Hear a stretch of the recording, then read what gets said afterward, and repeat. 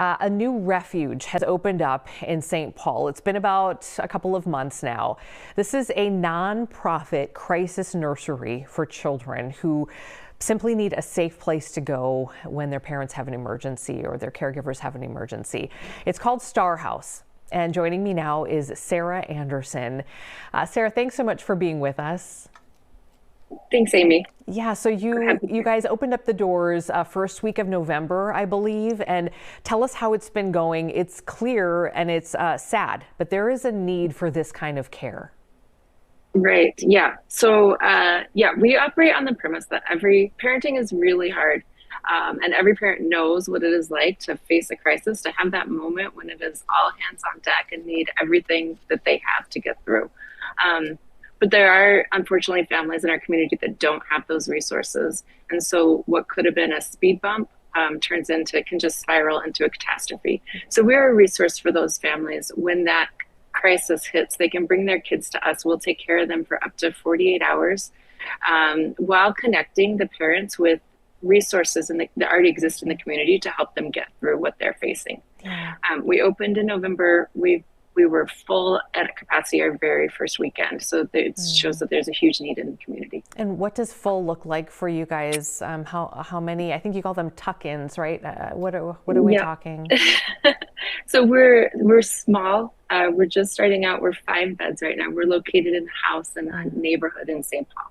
So very much feels like going to an aunt's house, but it's capacity is 5 kids at this moment. Okay. Let's break down a little bit more who the crisis nursery is for, what types of situations for people watching who say, well, do I qualify for something like this? Yep. So we take kids 0 through 6 years old, and we really let families decide what their crisis is. We think it is, we know it's hard to ask for help. And if a parent is they're asking for it, we give them the dignity of accepting that at face value. Some things we've seen are a medical situation where a single parent needs to go have a procedure and needs a place to leave their kid. We had a family with a death in the family that needed some time and space to both manage the logistics as well as grieve that loss. We've had homeless families come to us. So it really runs a gamut of a variety of needs. And you really emphasize, like you said, it's temporary, and you also emphasize really empowering the caregiver or the parent to sort of help themselves. Can you talk a little bit about that and also some of these other resources that you're able to connect them with? Can we talk more specifically about some of that?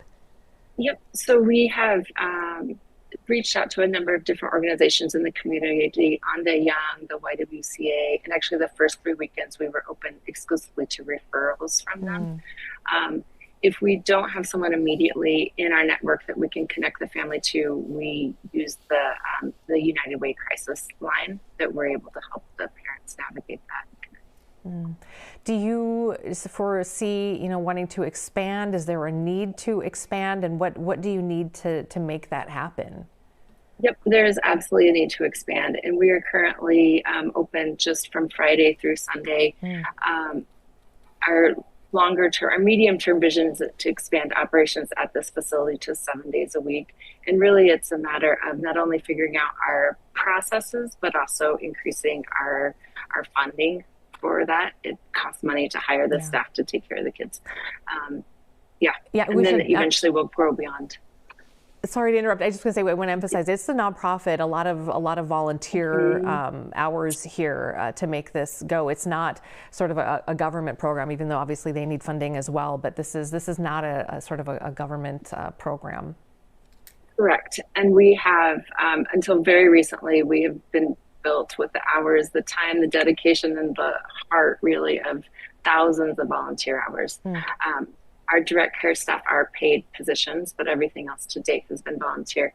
We've had some generous support from foundations, as well as individual donors, and actually have a matching grant through the end of the year that we are about 90% of the way of capturing. Oh, all right. Well, it's incredibly important work. Obviously, there is a need for it in the community, and the need isn't going anywhere. In fact, it will continue to grow.